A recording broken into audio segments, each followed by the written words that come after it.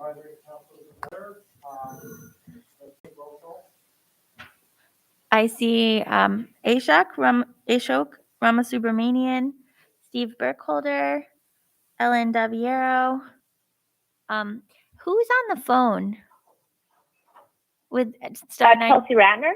Oh, Chelsea. Hi, Chelsea. Chelsea. Hi. And Chairman Strayer in attendance. Okay, great. Laura sent out some minutes, I believe, yesterday. Have people had a chance to take a look at them? Yep. Okay, they're rather short. Yep. Did we have any corrections to those minutes, comments? I didn't see any corrections myself. Clark made a few edits, just typos that I was going to incorporate in. Okay. Okay, does anybody want to make a motion to accept the minutes? Make a motion to accept the minutes. Second. Okay, all in favor say aye. Aye. Any objections? Okay, hearing none, the motion carries. Okay, we're going to open the privilege of the floor. So what you can do is you can come up, you can talk at the podium, just introduce yourself and where you live, and then the floor is yours. Hi, I'm Vicki Michaela. I live at 2525 Antonia Drive in Niskayuna. I'm here because I wanted to bring up leaf blowers and some concerns that I and Portia is with me have about them. Until recently, I just, found them annoying when I would walk my dogs. They're very noisy, but then I read about them and found out how dangerous they really are for our health and for the environment. So Portia is going to speak about the environmental concerns, and then I'm going to speak about the health concerns.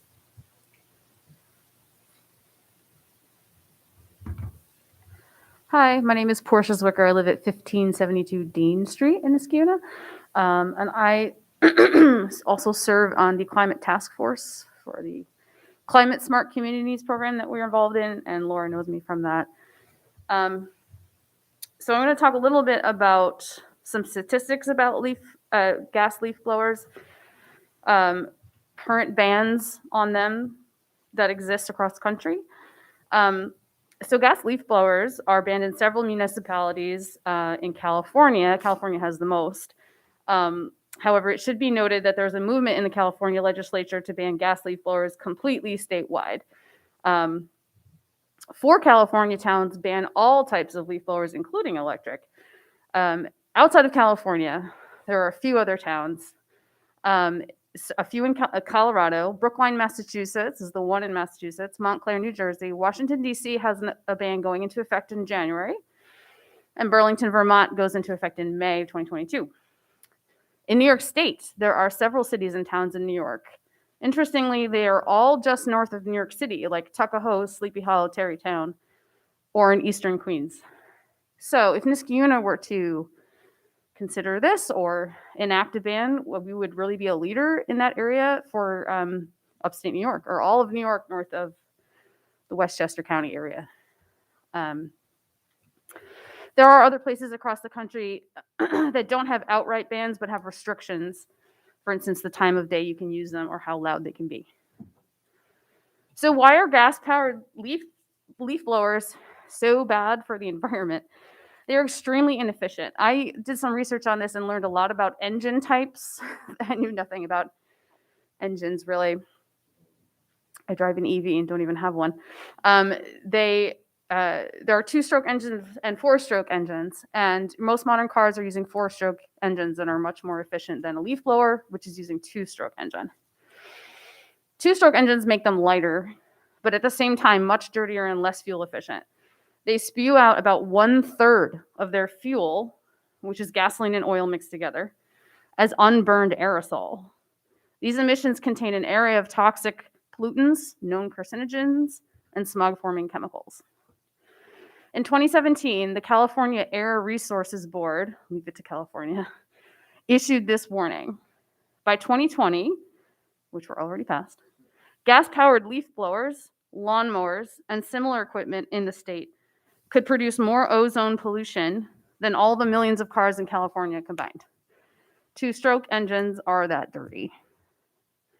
In 2011, Edmunds, an online resource for automotive enthusiasts, conducted a study that showed that a consumer-grade leaf blower emits more pollutants than a 6,200-pound 2011 Ford F-150 SVT Raptor. The tests found that a Ryobi 4-stroke leaf blower kicked out almost 7 times more oxides of nitrogen and 13.5 times more carbon monoxide than the Raptor. An Echo 2-stroke leaf blower performed even worse, generating 23 times the CO and nearly 300 times more non-methane hydrocarbons than the Raptor. And then they put this into a perspective we can understand, which is the hydrocarbon emissions from a half hour of yard work, this blows my mind, with the 2-stroke leaf blower are about the same as a 3,900-mile drive from Texas to Alaska in that Raptor truck. So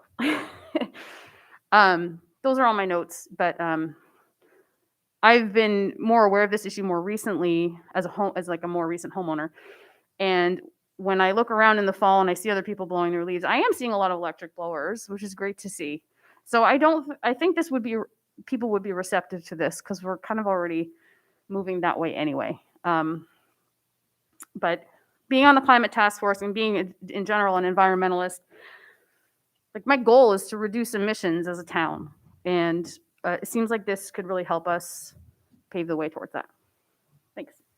I have a question before you run. I am curious, you said that there were 4 towns in California that outlawed leaf blowers in general. Yeah. Do you know the reasoning for outlawing electric leaf blowers? So they are quieter, but not like entirely quiet. Mm-hmm. So I think noise is part of it.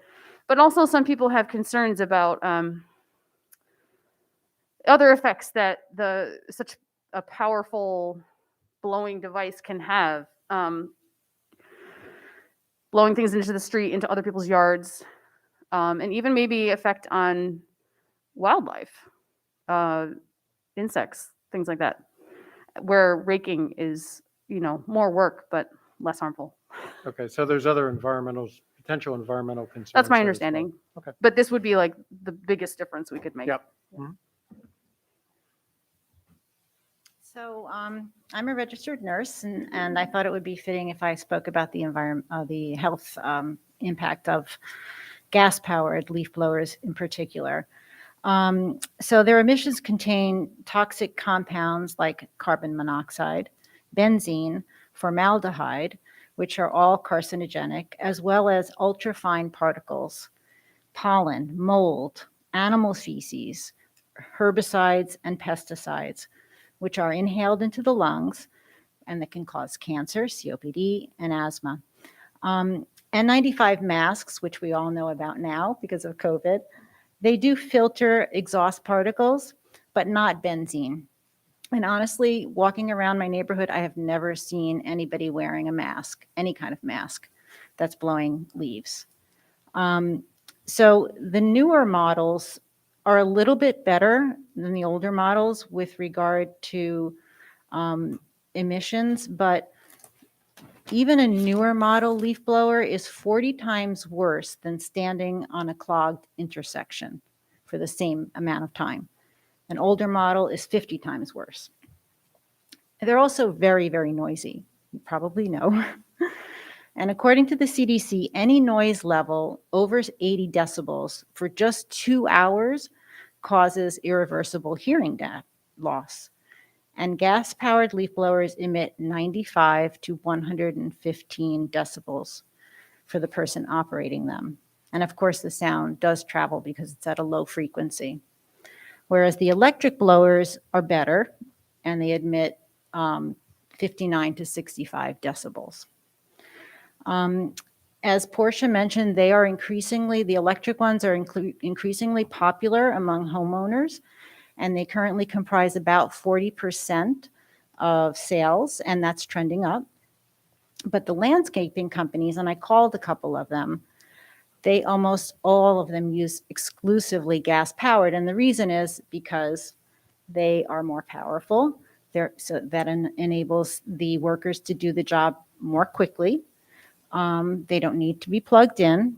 and they don't need to be charged because they only work for about an hour and then you need to recharge. So you have to have lots of batteries and it's more expensive.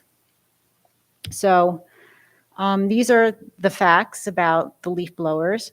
And here are some ideas that just sort of came to me, and not a comprehensive list of things that we can do, but some ideas are to educate homeowners and landscaping companies, and especially the workers, about the environmental and health concerns, because if I was unaware of this until very recently, I'm sure many, many other people are unaware of these effects as well.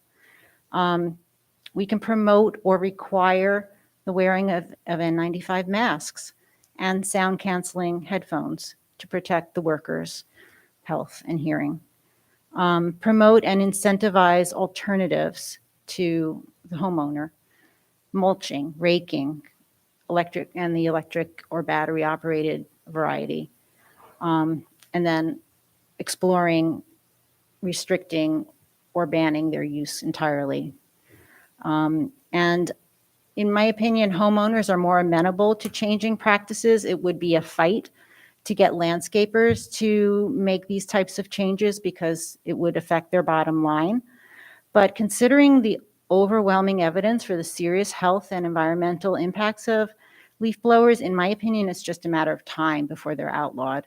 And just like other things like, DDT and leaded gasoline, it's going to happen. And Niskayuna can be out front of this issue, take a leadership role, show that we care about the health and environment of our community and our citizens, our residents. And that's pretty much all I have to say. I would like to, I'm not as very familiar with your council. And so I'm wondering if you can, maybe not tonight, but, discuss this and let us know if you support this endeavor, to what degree you support it, and what advice you might have for us going forward. Sure, that would be great. Does anybody on the board have any questions for our guests? I didn't have a question, but I wanted to quickly say two things. Ashok, because it's recorded, you have to turn your microphone on and pull it to you. Yeah, that one. Is it on? Push down at the base. There you go. Excellent. So I wanted to quickly say two things. First of all, thank you for being concerned, active, educated and motivated citizens to and give us all this information. And then second, you mentioned mulching, and that is something that we've been talking about at Union College, which is my workplace. It turns out you don't need to obsessively blow it every single time the wind blows and deposits leaves on the ground. You wait until there's a bit of leaves on the ground, then you mow straight through it, and it is actually better for the grass. It's like nature's fertilizer. That's how forests renew. So, I just wanted to, in addition to everything you have already mentioned, I just wanted to quickly say that in many cases, the leaf blowing is simply not necessary.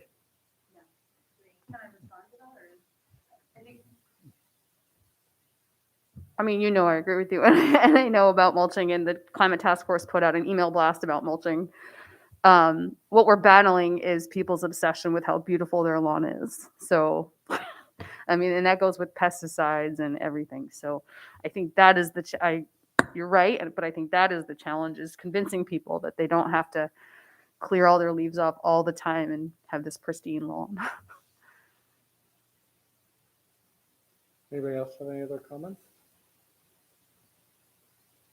I didn't realize it was so high. The decibels were so high. I can tell, I'm sorry. It flipped. Yeah, it's the light sound.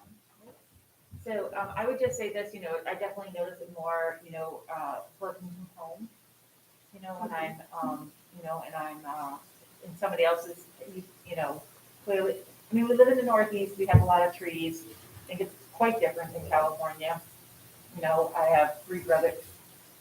I have three brothers that, live in California, and I see their lawns and the size of them. And, and their lawn services that they hire. So we just have a lot more leaves, and it's unfortunate that the industry hasn't been encouraged to keep up. So, right, so we haven't had, support for this anywhere, in our country. So it is an uphill battle, but definitely, I knew they were loud, from listening to them for over, 2.5 hours doing somebody's lawn, the 2 lawns in the back of my house. So, So, I didn't want to talk for too long, but I read a very, very interesting article by James Fallows of The Atlantic, who actually formed a group of citizens in his DC neighborhood to tackle this issue. And noise was the way that they got this ban done, was noise. And you're right. I mean, these leaf blowers it's the frequency at which they run, and it travels far distances, and it travels through walls. And I've just been noticing there are more and more of them, unfortunately. That's just like more people have more snow blowers, and it seems like to be the trend. And I think the electric, if we could just get people to use more, at least the homeowners. I don't know, like I said, the landscaping businesses is a whole hurdle, but the homeowner themselves, I think, is definitely something that if people knew, they would change, Yeah, their no, that's- practices. Clearly, you've done a lot of research, both of you, on this. I was wondering if you would be willing to share some of the references that you cited in some of the reports, and you can send them to Laura, and Laura can get it out to the committee, because I think it would be helpful if we had some starting place to go to, and then perhaps as a committee, we could take a look at those references and then maybe set up a discussion topic at a later meeting. Absolutely, yeah, I'll take your email. Unfortunately, has it if you have the leave. You have it. Okay, all right, yeah, absolutely. No, we always appreciate when residents come to us with concerns. Well, I Thank you appreciate for that coming. there is this committee. And thank you. Yep. And I'll quickly add that, as you start fighting this battle, be patient and persistent, changing people's fixed mindsets takes a while, but with persistent efforts, it's possible. And I think we're just starting, so we're going to get more people, on board with us and, have regular discussions about what we do going forward with this. Thank you. Okay, moving on, EAF, and we have one EAF. It's 2107, 1356 Balltown Road, and this is the subdivision where the applicant wants to put 20 townhouses between CVS and Channel 6 news station. And the applicant is going before the ZBA to ask for relief from the variances that is required, or is seeking the variance. And as part of that process, we as the CAC need to make comments, or we have the opportunity to make comments that can be considered in the ZBA's decision. So what I'd like to do is just sort of open the floor right now, and we can have a discussion. I don't know if we want to review the project quickly, just to bring everybody up to date where we are, because I know there've been a lot of iterations. Yeah, so in your agenda statement, the last time that you guys saw the proposal, we talked kind of significantly about the 20 units versus the 18 units, and setting a precedence for trying to keep the property as close to an average density development as it could be. And it did get brought up at the planning board meeting, but didn't get pushed too hard. So one of the thoughts that Dart and I had, and let me just share my screen here, hold on, was that we could make a memo to the zoning board, just kind of going over our thoughts on the variance request, because they can take that into account as well. So really, the drawing hasn't changed since you guys saw it. It doesn't have a reduced number of units. It's the same drawing that you guys saw before, but it's the, intake on Balltown Road and Van Antwerp over here. And then the 20 duplex units. One of the things that the chairman and I had been discussed, which we tried to get some clarification on tonight because it came up at tree council, was in this area, the area that's labeled as 1 acre of open space is also seems to be labeled for a significant amount of stormwater management.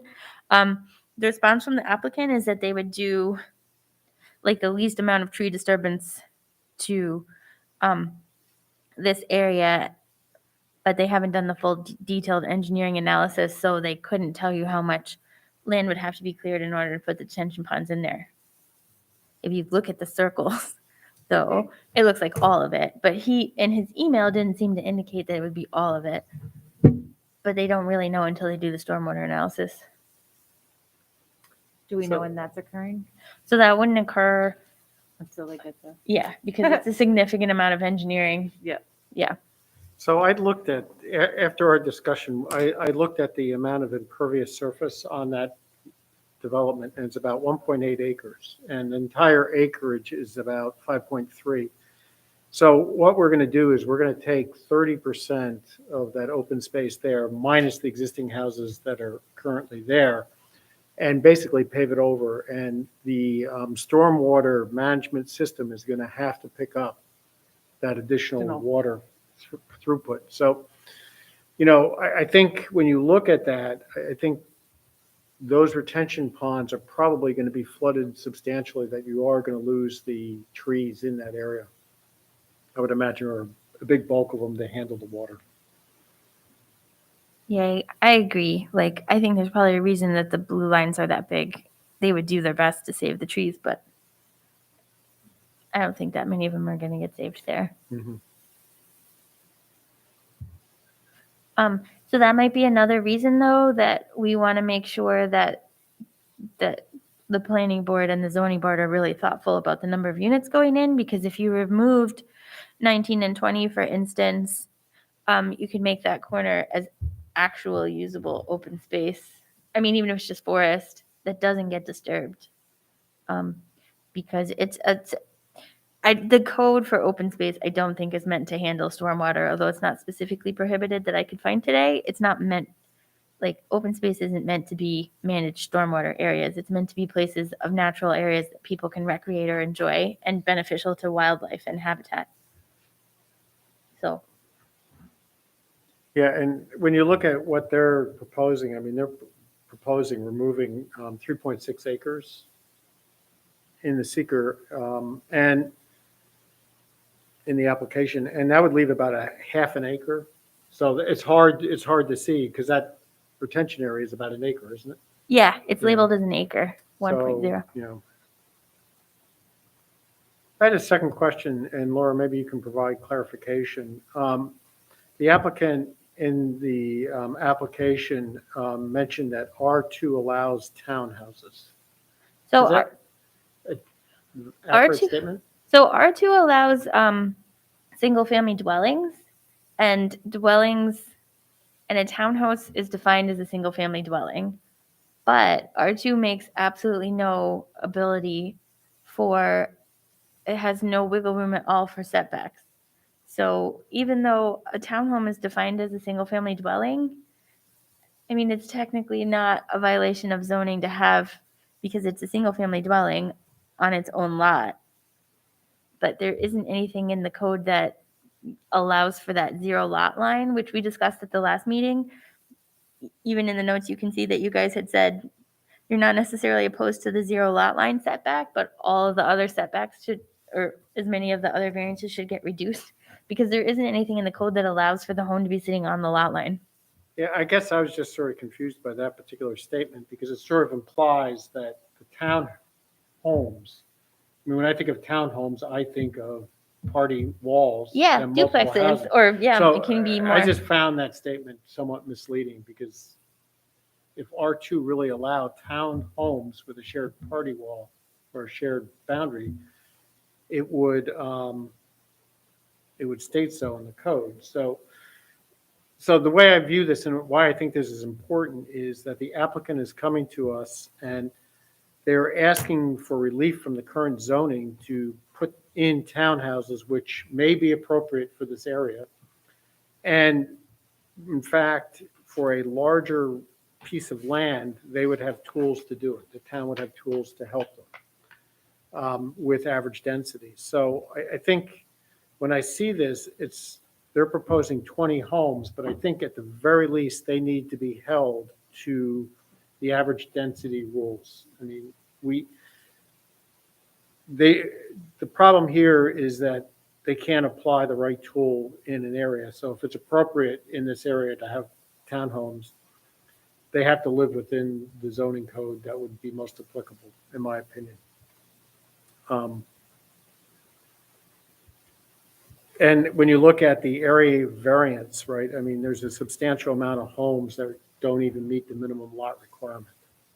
So reducing a building here would substantially, well, relieve that problem, maybe not individually, but collectively on the parcel.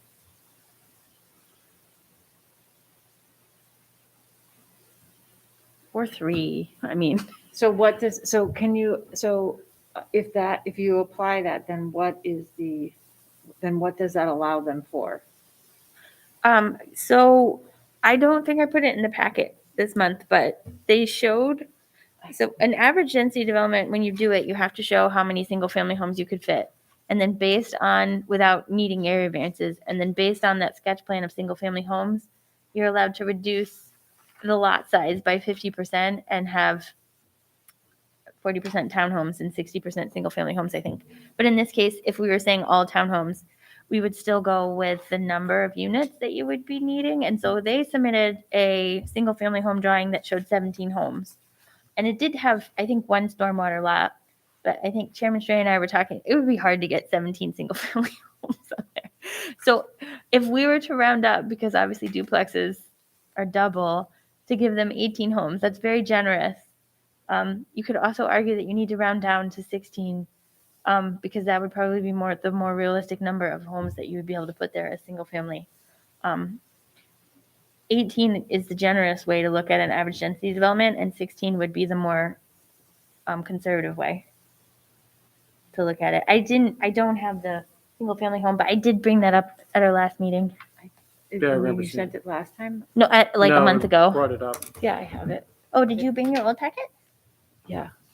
But what, Oh yeah, that's in here. Hey Laura, just a suggestion too. I don't know if this would help everyone, but it might be helpful to just walk through a couple of the lots it was last week. That was Oh, okay. Sure. and the variance chart and just explain a couple of them because it would address Dart's point about the 0 lot line between unit 1 and 2 and then which they'll always need a variance for. And then the additional variances that are more from building to building. Yeah. So, I wonder if I can split my screen here. Yeah, because you're gonna want to flip back between the drawing and the chart. I have that. Hold on. Oops, give me a second.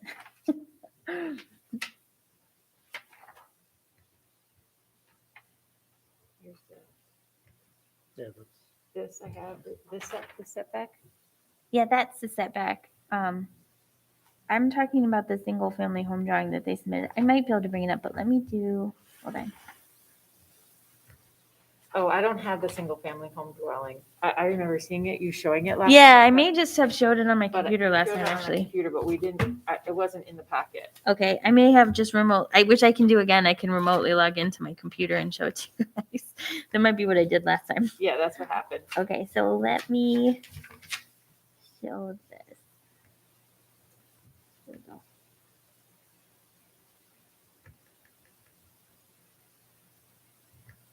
I'm going to see if I can split screen it so we can look at some of the variances. This will be good practice for the zoning board.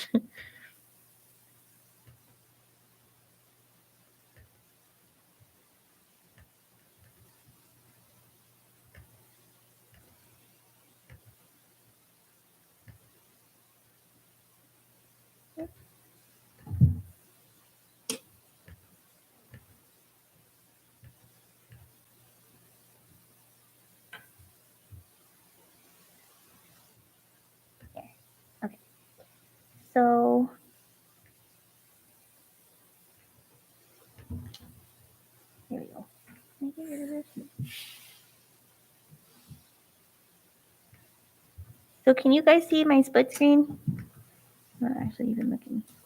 Mhm. Okay, so like if we were to look at lots 9 and 10, no, let's do 11 and 12. 11 and 12, let me zoom in even more.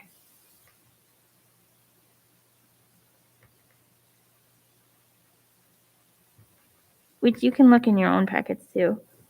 So 11 and 12 are right here. It's the bottom ones there.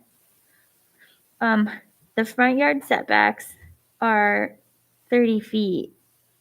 Because 12 is on a curve, like they're only able to be 17 feet away from the road there. And Laura, then, can you scroll down on the chart just so we can see the headings a little bit? oh, up you mean? Yeah, scroll Yeah, up. yeah. 11, 12, yeah. So, and then their side setbacks. So one side setback is 0, and that's where the line is going right through the building, like right between the numbers 11 and 12. So that is supposed to be 15 feet, but because the building sits on the line and the property line goes straight through the building, that's the way townhomes and duplexes work.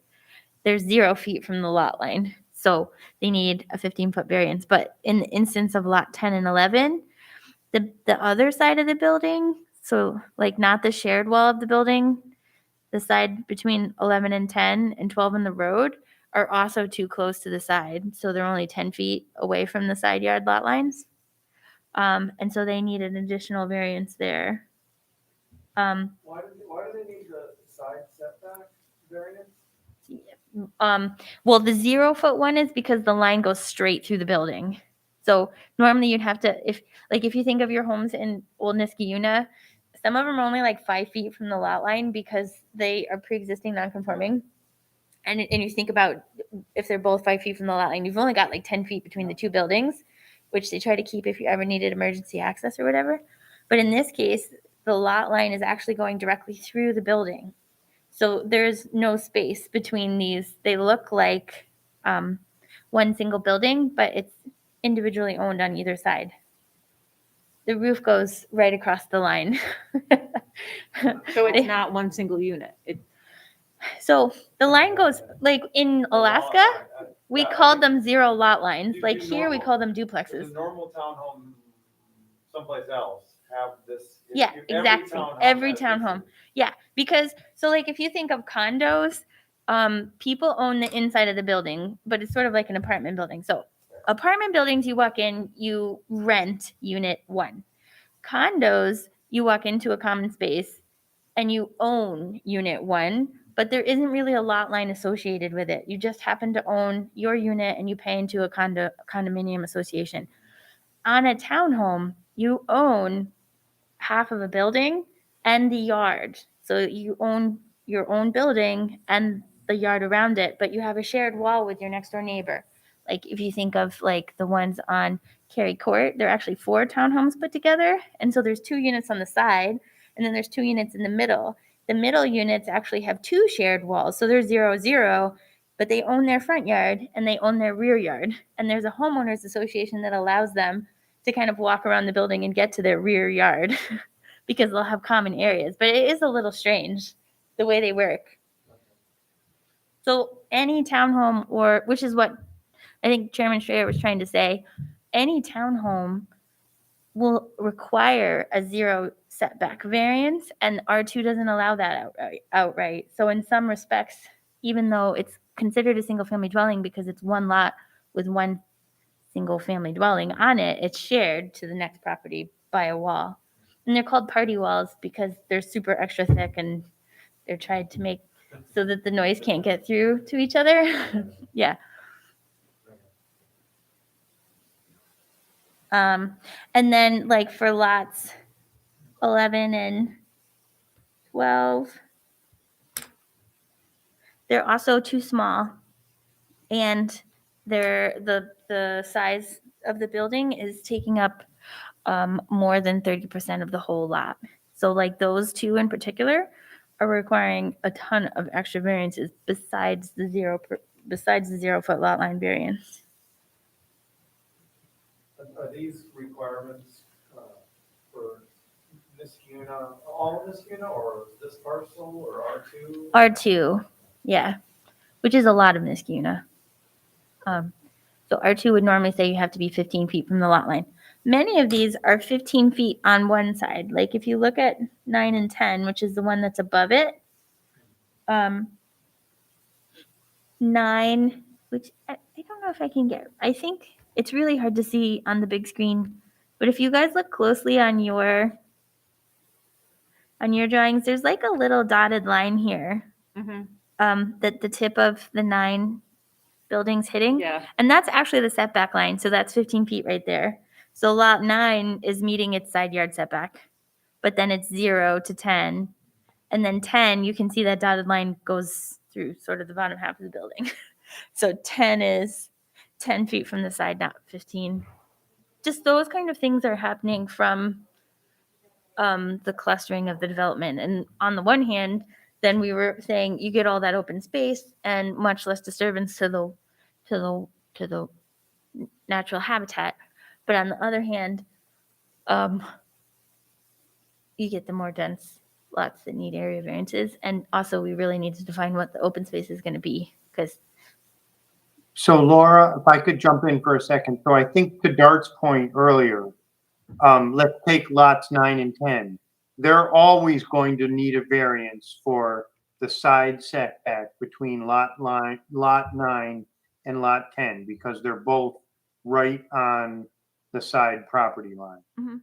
If you look at lot 9, the front setback requirement is 30 feet.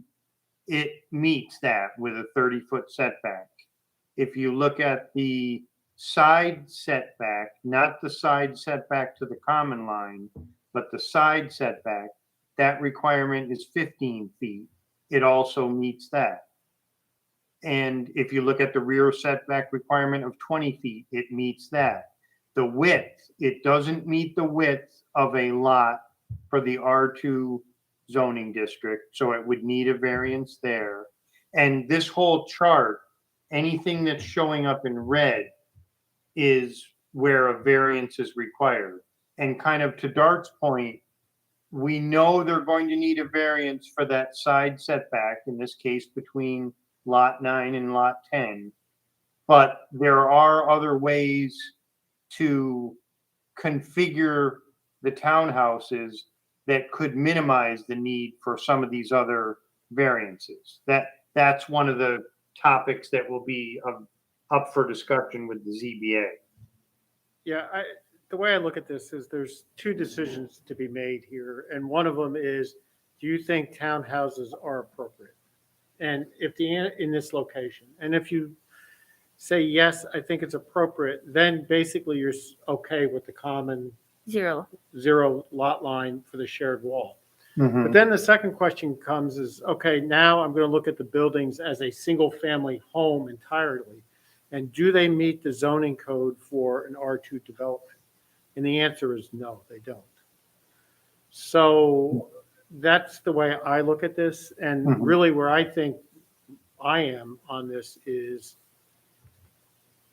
I think townhouses could be appropriate for the site if the configuration was good. And really, the way I look at it is, how can we work with the developer to sort of maintain the rest of the zoning or provide open space? Because really, that's where we are on this. And for me, the bigger issue is the area variance for the lot size.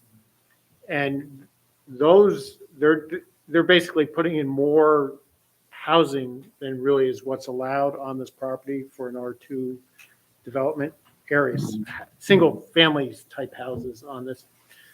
And so I'm thinking that if we tell them that they can't do 20 condos or townhouses and go down to 18 or 16, then that's going to get them out of the area lot size variance that they need for these properties. It's also going to be in line with the average density philosophy, in the sense that if you look at what is happening down at the Kelts Farm, I mean, we are putting houses closer together, but we are staying within the average density development standard. And I think at the very least, this developer needs to be held to that standard.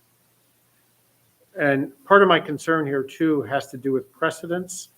So for example, if Old Niskayuna is zoned R2 in most places, I think all throughout, the question comes up is if someone comes to the board and says, well, you have townhouses in this particular area, why can't I take my vacant lot and put a townhouse in there? And I think my response to that would be is we treated this as a average density development. They were putting in multiple houses. We held them to that standard. If you want to develop a single lot, that's not appropriate. So that would be the differentiator between this development and, say, someone on another street wanting to subdivide their property and put a duplex in there or a townhome.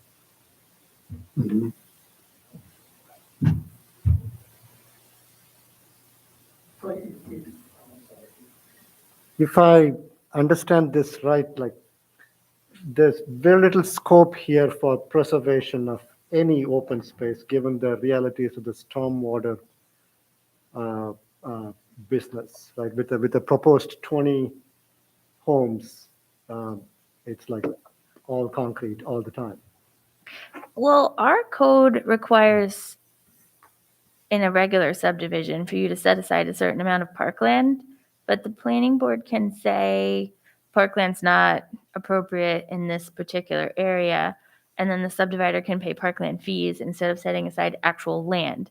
So going back to the single family subdivision, if it was a single family subdivision, they would either have to set aside parkland in the subdivision, or they would have to pay parkland fees for lands to be set aside elsewhere. In the case of an average density development, average density developments, the whole point of them, like if you read, like I think they're kind of based in some ways on like Europe, where you cluster the homes together and then you have open space around the homes, versus the subdivisions where everybody has their own little fiefdom giant yard.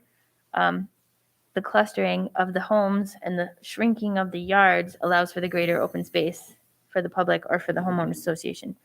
And in the case of average density development, you have to have a certain amount of open space preserved as well.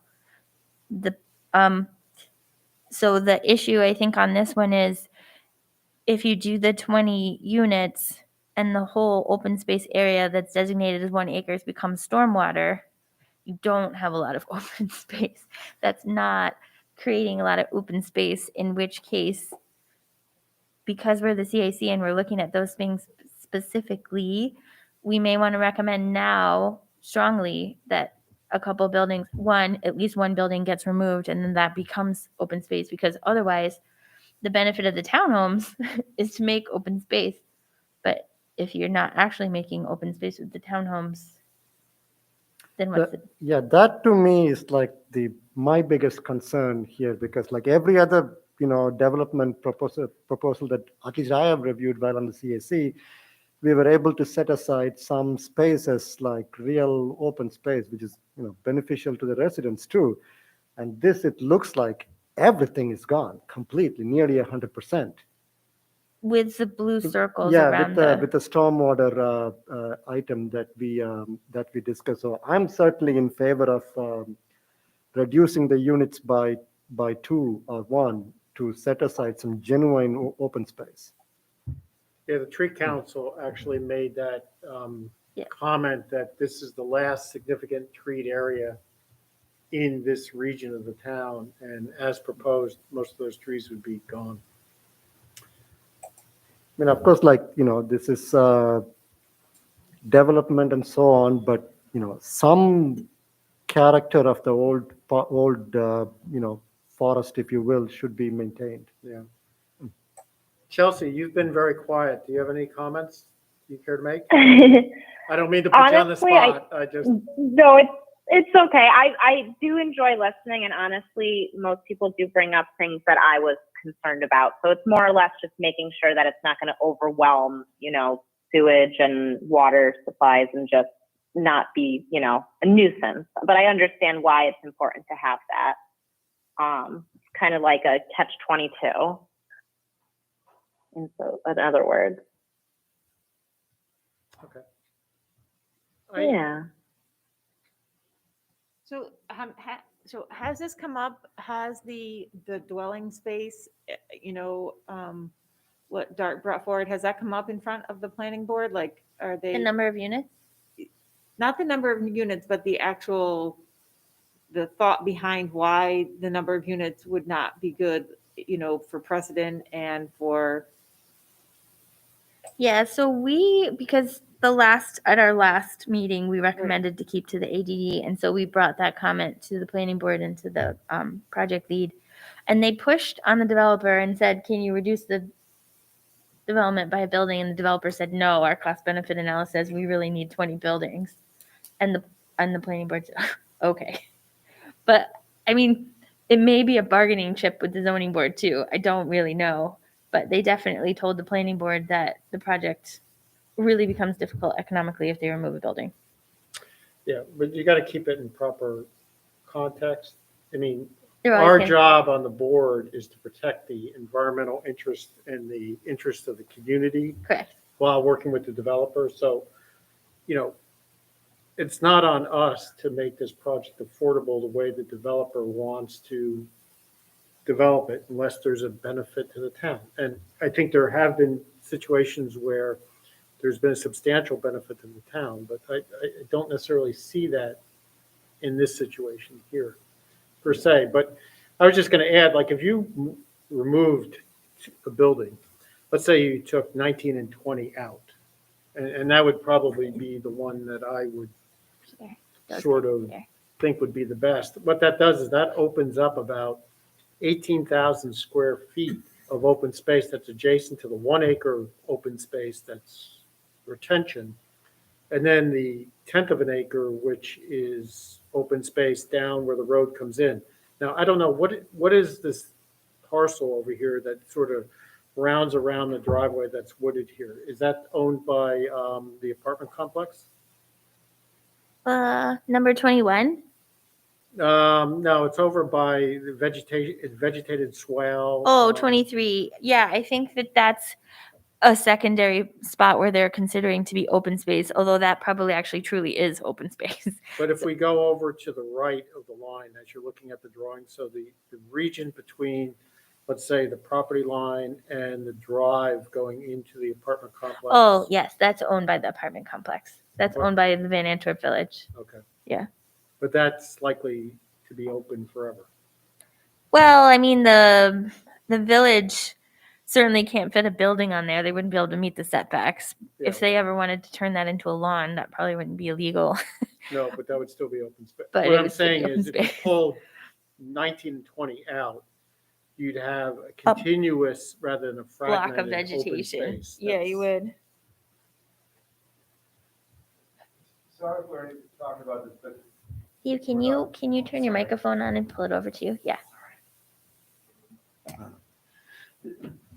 So we have, I think one of our goals right here is to kind of reduce the variances all the way to just having the side setbacks. So eliminating some of the lot variances. So there are 10 buildings now. Are we saying with 9 buildings, most or not, or all of the lot area variances go away? Or is that not what we're saying? Some of them do, but I think if you just take the 1920 building down, you solve the open space problem. But they'd probably actually just take the 19 and 20 building off and then basically leave the existing configuration. So you'd Sure. still have some of those setbacks. I guess- Like, Yeah, I As guess a- I'm not as a- trying to mitigate individual parcels. Sure, sure, What I'm sure. trying Yeah, to do as is a mitigate the whole. article. As Aggregate, a whole is, I could do some math, but like on average, our lot's 9,000 square feet now on average for the 9 buildings. Is that kind of what we're saying? well, I think if you look at that chart, I know not each individual one. They're down to. there's supposed to be 9. Mhm. No, I get- you're. I think probably the average is around like 650 to 7 maybe. Yeah. Yeah, there's. Because if you take 19 and 20 out and make those open space, they're actually some of the only lots that conform to the area. Yeah, I thought about that, but then if you say, okay, I'm going to take that space that I made as open space and proportionally average it in. So in other words, I'm saying I have 18,000 square feet that I'm going to average a virtual building in, Right. then it doesn't relieve the need for a variance, but what it does is Sure. it follows sort of an average density argument. Yeah, that is my ultimate question. So Yeah. it sounds like that is the case. Okay. I mean, I think from my perspective, if the developer went back, and people may disagree with me, and I think there's a legitimate argument to go the other way too, but from my perspective, if the developer were to go back with less buildings and make every building match it, but the open space was fragmented, then I don't know if that's really a benefit to the community as a whole, as opposed to trying to just grab or set aside a contiguous area.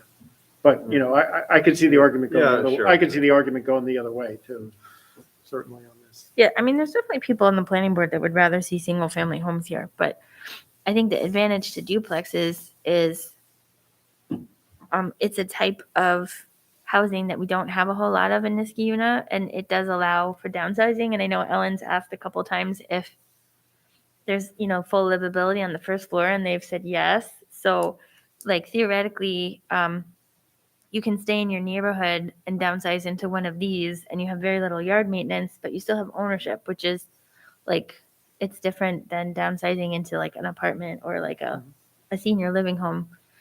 And so it definitely is a type of unit that our comprehensive plan identified that we need. And it, I think, does add walkability.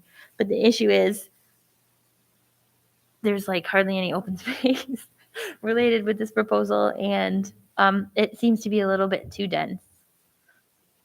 Yeah, I think, yeah, I guess question, because I don't know all of this, but yeah, if we push them too hard to eliminate townhomes,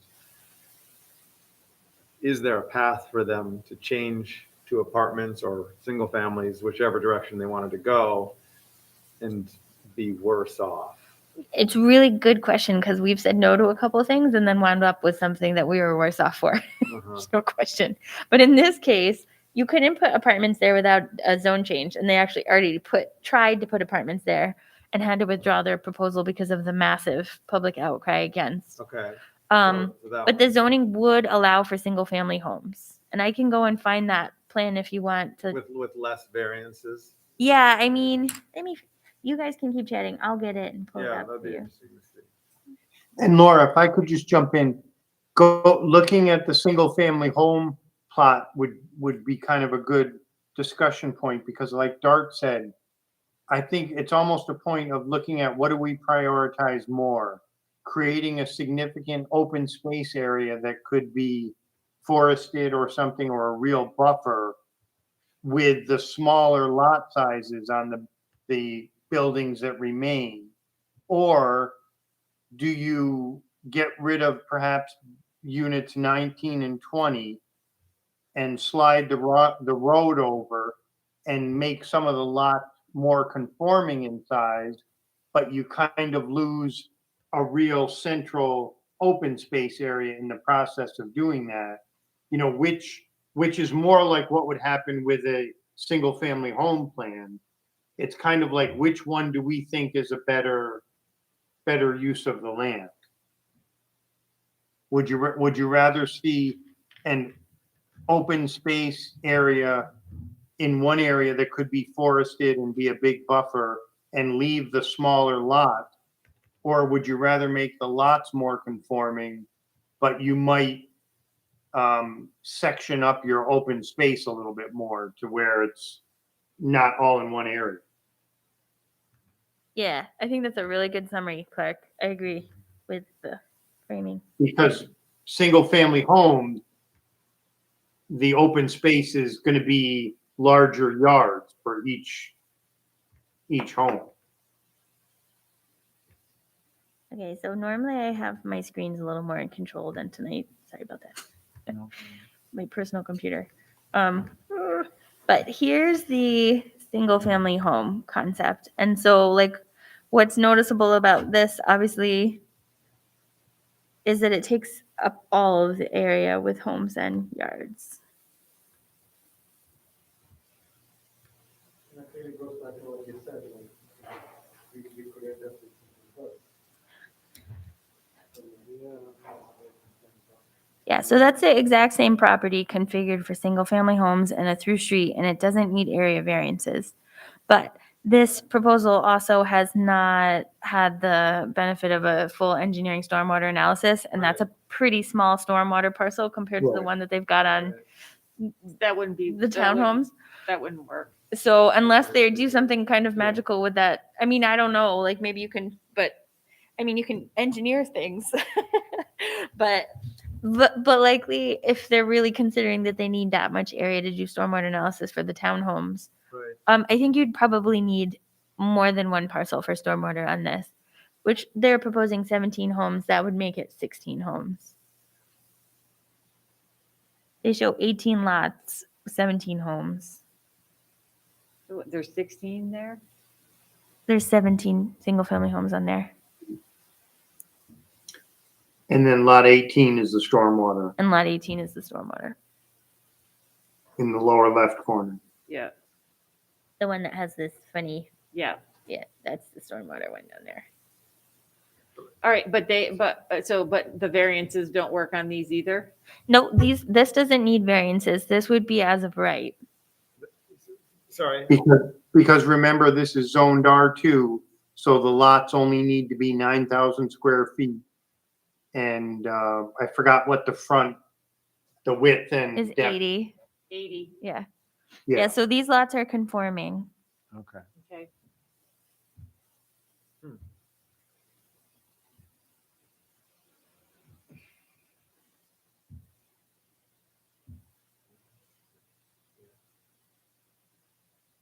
I was wondering why the townhome one didn't work.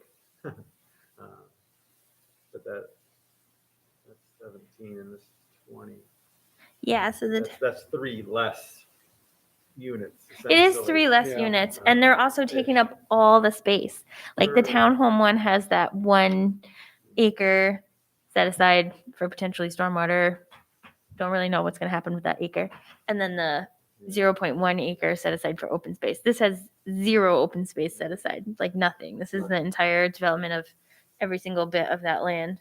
And they don't have to have any open space because everybody has their own lawn, is that? No, they would So they still. don't have to have open space, but there's parkland requirements. Yeah, Like the planning board could say you have to build parkland here, and then they would have to lose homes. Okay, But the planning board can also say, we don't really need parkland here. You can give us all that money and we can make parkland elsewhere. Yeah. Oh, they do that sometimes. I think the biggest issue here with this development would be is they'd have to get curb cuts from the state.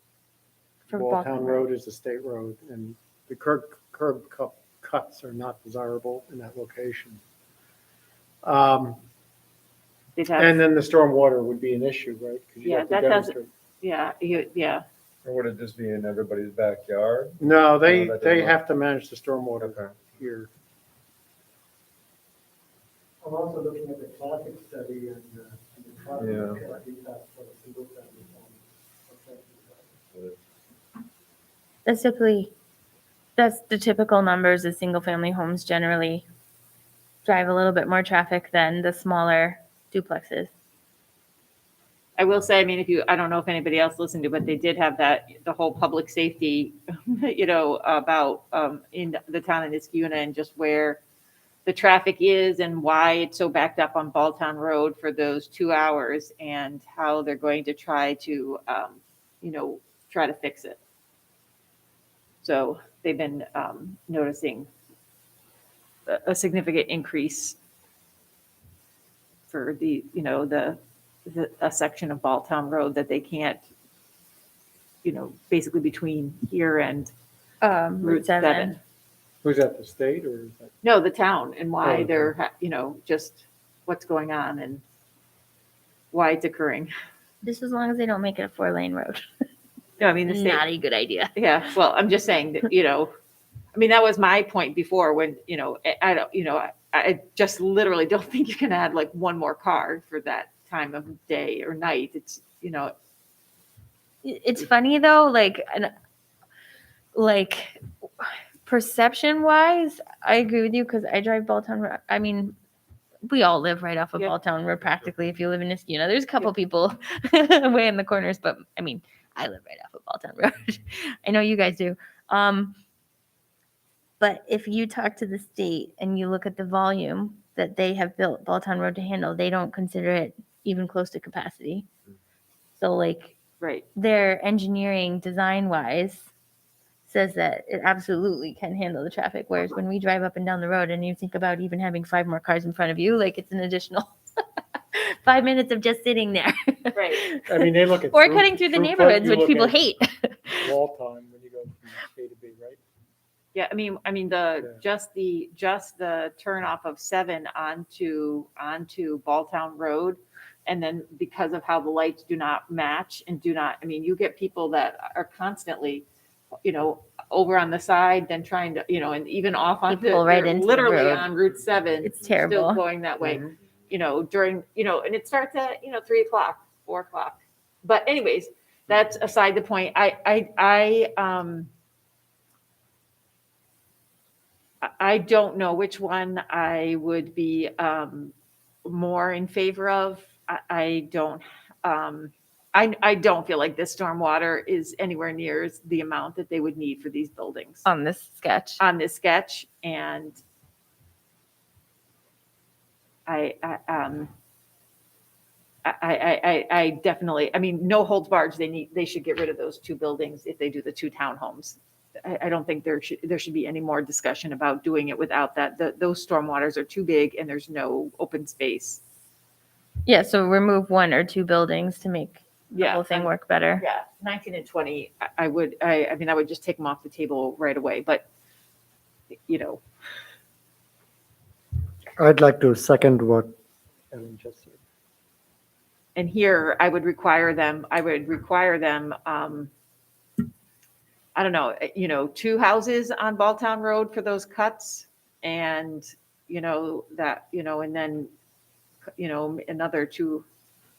I just think it's too dense, but Which is too dense? I This- just think, I think both of them are, I think Okay, that they're just sure. pushing for it's push, push, push. And, okay.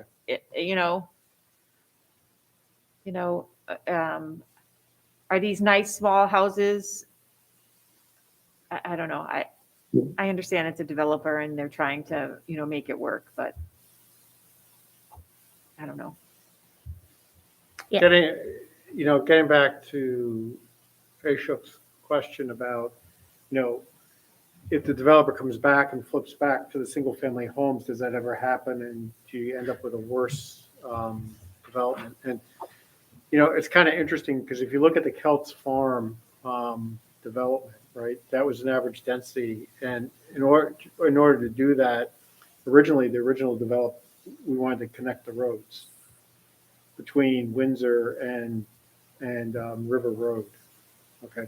And that would have provided a community benefit for traffic within the town. But because we went with average density, then that road didn't get put in. And, when you look at it, yes, we saved open space. And I think it's a good development, but there are trade-offs. And one, again, could argue that the conductivity might have been more important than some of the open space. So, it's really hard. So when I look at a development like this, I think I'm presenting the maximum build out that I possibly think I can put on a piece of paper, but in reality, that may not actually happen. And, it may not be as stark as you think it is. I don't know if I'm making sense or just rambling, but, Wouldn't it be nice if they took out all those 3 houses on Balltown Road and they just had that through road and then it made that nice? I mean, that would be a really nice neighborhood, right? yeah. Right, with no houses on Balltown Road, a nice buffer for all those homes, and then just the one cutout to get onto Balltown Road and the one Yeah. to get on Van Antwerp. I guess from my perspective on this, it doesn't bother me like on Balltown Road that we have the townhomes like that. Because I actually do believe that they do provide a service for the town and it's walkable. I mean, if you're going to build townhomes, better to build them in the town center district as opposed to, let's say, on Aqueduct, right? Because on Aqueduct, you're still requiring people Have to a car. shop with cars, right? Right. Or to make those trips. Yeah. But I do think the density is the issue here. Yeah. Back to this risk, yeah, I mean, from what I'm hearing, sounds like this would get changed anyways. I don't feel like the risk of pushing them a bit on the townhomes, meaning the reduction of one building would push them one way or another. And I guess even if they did, then we could just bring that building back and because they want townhomes. Yeah, I think. Yeah, I think they that's do clear want townhomes. what they want, and that's what we want as well. And, the cost benefit comment. We're in an area where land doesn't cost a significant amount, so they're still making money with one building less. They're making less money perhaps, but it's not that they're going negative. So I don't think that is a risk. Yeah, and you have to take it sometimes with a grain of salt when the developer says that is Yeah. going to ruin his cost benefit ratio. That's what I mean. I don't really know if that's a bargaining chip or not that they need to bring to the zoning board, but I think that based on our discussions, I think it's okay and appropriate if you guys want to send a memo to the zoning board and said, hey, we really looked at the open space here. We looked at the issues with the area variances, and we strongly recommend that 1 to 2 buildings be removed to preserve the open space and reduce the, the area variances necessary. Yeah, and I would say that it needs to be at the very least And meet for the precedence. threshold of the average density. Yeah, and also the threshold for the precedence for the average precedence for the average density development. It's interesting when the CVS wanted to put their remodeling in there. They came to our board and they didn't want to put a sidewalk in on Van Antwerp. And we asked them to put the sidewalk, and the engineer that was representing the developer at the time said that CVS would walk away because there's too much money to put the sidewalk in. So I mean, Right. Yeah, and they're beautiful sidewalks. yeah, I mean, it was a really big addition there. So I think that. They're beautiful sidewalks. Okay, so I do think, you guys want to vote on that then? yeah, And then- let's take a vote on that. And so does somebody want to make a motion? Laura, could you read out the list? Yeah, okay, so what I would propose is that for the memo, we could say that the CAC reviewed the environmental impacts specifically related to the area variances requested, and they felt like the density is a little too high. So their recommendation is 1 to 2 buildings be removed to address the open space issue because there's currently not adequate open space as a trade-off to the kind of quasi average density development. An area variance issue that potentially some of the area variances could be reduced if you removed a building, 1 to 2 buildings. And then that it's important to make sure that if we're going to allow duplexes or townhomes in an R2 zone, that they need to stick to the ADD as much as possible. So for precedence of future developments, requests to make sure that we're not creating too much density. Sorry if I missed it. If I missed it, or is it important to say that we don't count, if you will, the stormwater areas as open? Yeah, we should. Yeah, no, we should put that Yeah, in it's there. good. We don't. And can we say that we recommend the 1920 unit for removal, for the reasons we talked about, but also because of the connected nature to the the other property. Oh, the apartments. Yeah, to Yeah. keep sort of the integrity of that Yeah. one section of forest. Van Antwerp Village.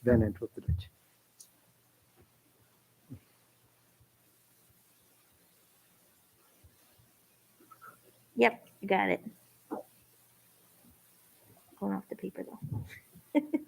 Anything else on there? No, but I also did have another clarification in their argument for the ZBA. They do make this argument that the CVS zoning variance was approved in 2010, which it was, but there was a CVS there before. I mean, that was just a remodel.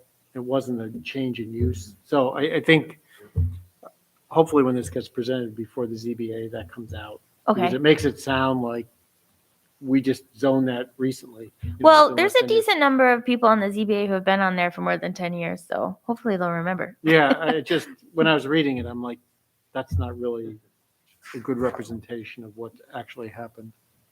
So, all right, so are we satisfied with what Laura read? And if we are, again, I would entertain a motion. Somebody want to make that motion? Yeah, can I just ask a quick question? Yeah. So these are, so, I mean, is this in addition to, we always ask them, to, try to use, things that are, beneficial to the environment, This is strictly for the area variances Okay, because the right. zoning board won't address that. So- That is something that we work through them when we actually do the EAF okay, and planning board. sorry. So Because this project would come back. this project Right. would potentially, so it doesn't have that much engineering and it could potentially die if the zoning board doesn't grant the variances. And then Okay. they would reimagine it and it comes back. But yeah, we said that to them once when they came and we Yes. would keep pushing that. Because I think the next, if this gets area variances and it comes back to us with changes, maybe a building removed or whatever, we'll have the developer here Okay, and then be like, you have to do this. okay. I remember discussing it. I apologize that No, it's not the right space. We don't normally do memos to zoning board, but in this particular case, I think it may just help to give them some leverage if we have taken the time to really look at the open space and the environmental impacts of the area variances. They have a lot to digest in a single meeting, so if we can give them, our thoughts on having looked at it, Mhm. I think that's helpful. Okay, We'll still get a crack at all of our other things that we want to do. okay. All right, so you need a motion to accept the except items for the the motion? items in the memo, yeah. Yeah, it's a motion to accept the items that are stated in the memo. Okay, I'll second that. Okay, all in favor, say aye. Aye. Aye. Okay, do we have all that are not in favor speak now? Okay, so the motion carries unanimously. Got it. Good. Okay. Good discussion, people. All right, let's go back to the agenda. So you've got your calendar. Yeah. You actually have a really kooky year next year. Did everybody look at the calendar or is everybody okay with that? I'm okay with it. So the second Wednesday in June and the second Wednesday in October. And then you have a really weird meeting in November because of the election day. The election day is very odd. Instead of being the first Tuesday, it's the second Tuesday. And town hall has the early voting, so the town boardroom is out of commission for the entire time that there's early voting. That's why that got messed up. So that would be a Tuesday. Okay. Then I propose we accept the calendar as presented by Laura. All in favor, say aye. Aye. Aye. Any nays? Okay, the calendar has been accepted. Thanks, guys. All right, discussion items. I didn't put it in here. I just want to keep it on the radar for you guys, the Rivers Ledge Senior Housing. They haven't made any changes since we saw it at the last meeting, but we'll just, if you guys have any questions on that, keep an eye on it. We'll keep it on the agenda. Did you want to add anything about that, Clark? No, I think that's fine. Okay. And then Ashok, do you want to talk about Yep. the natural resources inventory? Sure. I think you're just waiting on me. You can be like, Laura, I'm waiting on you.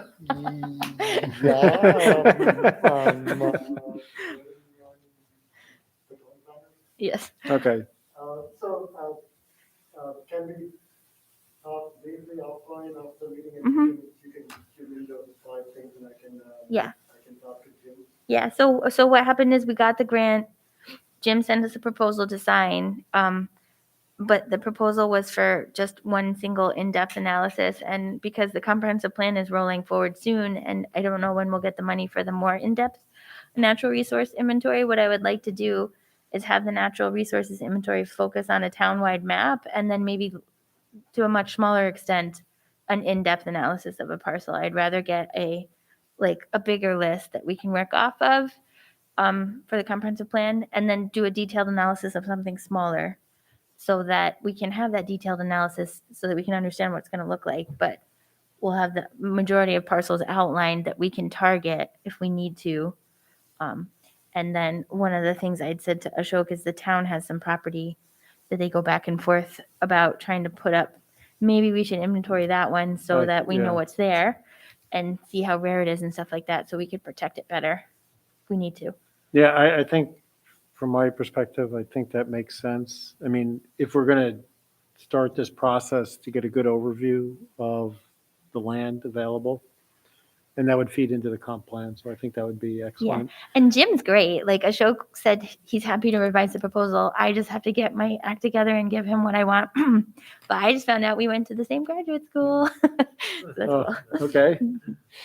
So would we sit down with Jim on that and work with him on the parcels, or would that be? Well, Laura gives me the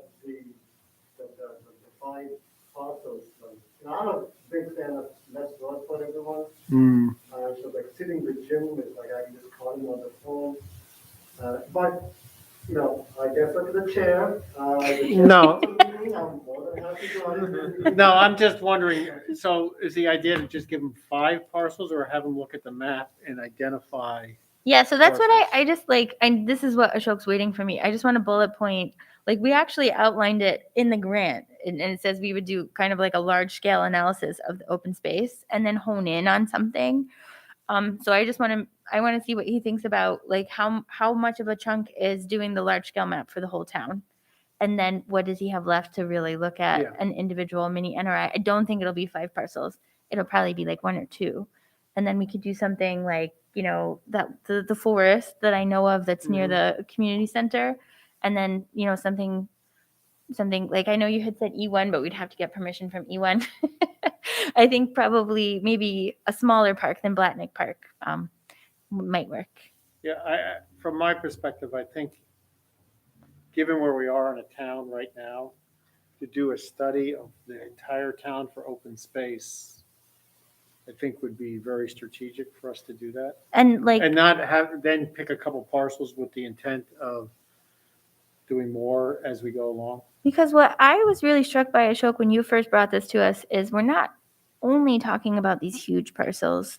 We're not only talking about like, the Hamlin property or some of these big things that are left over. We're actually talking about some really small parcels, like in your backyard, that we need to identify and say, who owns this? Like, can it be developed? And like looking in the neighborhoods and saying, where's the open space in this neighborhood? Does it even have any? I think an analysis of that will fit better, because then we target where we want to do those really in-depth analyses to see what we have. I think Jim can do either, and I'm sure he gets very excited about identifying all the plants, but looking in the neighborhoods and seeing even the small areas of open space where they are, delineating them, putting them on a map, seeing which neighborhoods have good amounts of open space versus which neighborhoods have really not a whole lot, which makes those areas, even if they're small, like extremely precious. We don't have that data yet. We have the data on the big parcels. We did that once already, which is what we gave to Jim. But drilling down on aerials and stuff and outlining these, sometimes it's even where people's backyards come together, right? Where you have these Yeah, like community forests. I guess where my question was going on whether the town would be involved with it or not is Jim's going to give us X amount of hours. that He's Right. going to work on it, right? And it seems that from my perspective, if we could leverage some of that work up front, then we'll get more money for bang for a buck. So I was just thinking, when he writes the proposal, we should offer to say, we will pre-screen, maybe a bunch of us can get together and pre-screen the town and send him some suggestions, and he could go from there, because it would help, because he's not familiar with the town and we're more familiar with what things look like. So let's leverage the grant. That's all I was. Can the 3 of us try to read offline? Mhm. Yeah, no, I think we I should. will let you read in December and not teaching. I have flexibility. So, yeah, Yeah. we can do that. Yeah. I have one more question Yeah. on the NRI. Like, we have an NRI working group, like we are meeting monthly. Our next meeting is on December 14th, it's in the library. Is it possible for this NRI working group, which is right now kind of in a wait and see kind of mode, but pretty soon could become active, is it possible for us to have like some kind of official standing, like the town that formally Yeah. recognizes that, hey, you exist. They did do a formal resolution for the Natural Resources Committee, I think. Okay. But I mean, like a web page or something? Is that what you're thinking? Like when I booked a room in the library, sorry, never had it open. When I booked the room in the library, they said like, oh, are you an official town body? Does the town recognize that you exist? And I said like, I don't know. No, they did. I they will did? send you the resolution. Okay. Yes, they did. Okay. Okay, great. Thank you. You are official. Officially appointed and recognized. Okay, so we'll meet after the meeting on the natural resources inventory. The pesticide outreach update, I don't know, Ellen, we're still selling signs when people want them and I love the display. But I mean, maybe we can kind of roll in some of the outreach that we're doing on pesticides and lawns with the leaf blower thing and come back with some ideas on that too. Yeah. So, I mean, I know that, yeah, I mean, I can just say that the hardest thing is all the people that have their lawns done by Which people she out. was saying. Right. contractors. And the contractors, and those are the ones that will be, but I guess my question is this, is that, one of the problems with pesticides is that you can't make anything stronger than what the state has. So does that become an issue with these as well? I doubt it. I think so it's interesting when you're preempted. Typically, you're preempted on things that are very technical. Like we're preempted on evaluating whether or not cell towers cause harm to health because like we're not doctors and the data is extremely lengthy and you have to have a certain expertise to really understand what is going on with radiation and things like that. And then like we're preempted on chemicals for the same reason. Like we can read websites with references and stuff, but like we're not chemists, like local government isn't chemists. But when it comes to like, and it was interesting that she said the DEC regulated on noise, like towns are allowed to regulate on noise. Okay. Like those type of things aren't preempted. I don't know if we'd be able to regulate on like air, benzene in the air. That's probably some kind of a federal regulated thing. But there's certain aspects to what's happening with the leaf blower that I don't think we'd be preempted on. But I definitely, the gas leaf blowers are extraordinarily loud, and that would be a very, I know we have noise ordinances, correct? Yeah, and like interestingly, if Sleepy Hollow and some of the places in Westchester County have already outlawed them, we could see what the basis of their legal. I mean, I love Westchester. It is chock full of lawyers. They don't do something without having to make sure that it wasn't done right. I mean, so I would like to see, like, we can go see what their legal precedence was for outlawing the leaf blowers. I think that would That's be the in avenue. New York. I think that would be the avenue to go. And I was concerned that we were not going to, it would be something that we would not be able to do based on, precedent or not. Being preempted by the state. Yeah, I mean, we're like, we talked about this, we're preempted in the state on the cannabis except for our zoning because we have local jurisdiction over zoning. So like, yeah, we have some carve outs. So, I mean, I think it's definitely worth pursuing. And I think that from our perspective, the leaf blowing has gotten crazy. Like my neighbor's yard got blown like on a Sunday morning, so, I mean, there are things that we could do incrementally here. And I also think too, just making people aware of some of the hazards would begin to get us there. So yeah, no, I think we should look at it and discuss it Yeah, and I at mean, another meeting. the stuff about the greenhouse gases that were emitted by leaf blowers, like I didn't expect for it to be that much. I wouldn't have thought that. They're little. Yeah, no, they're These little tiny things. right. That was surprising to me. Okay, and then the Lomo biodiversity initiatives update. I think that's also a Laura issue. I've been trying. I've been trying to get the highway department to look at their company for the signs, because I just think that that might be better. And I brought it up at highway again today, and Ray said he's at the ready. So we just need to figure out how to get those signs and get them in the ground. It's not. It's really just the signs. Everything else I think will be okay. Okay, so the sign, get the signs to the person that they know that makes them, or? Yeah, we just need to get the signs manufactured. They'll put them up. Okay, and get it so, ready to but we go. can't, can we use the people that they make their signs from, or? Yeah, I think we can. Okay, Because I don't think Greg's you've still gotten back to us. We're not waiting on me anymore on that one. so we did get a request, we did get a thing back. Oh, we and- did? And with the A amount of quote? money, but I think that you were a little concerned that it might have been a little bit high based on what we needed to get, and they base it on how many you're making and the cut on the sheet or something of the metal. Oh, I can don't pull think it I up. saw Let me that. just see this. Okay, sorry, I think I missed that email. Because what I was thinking is, it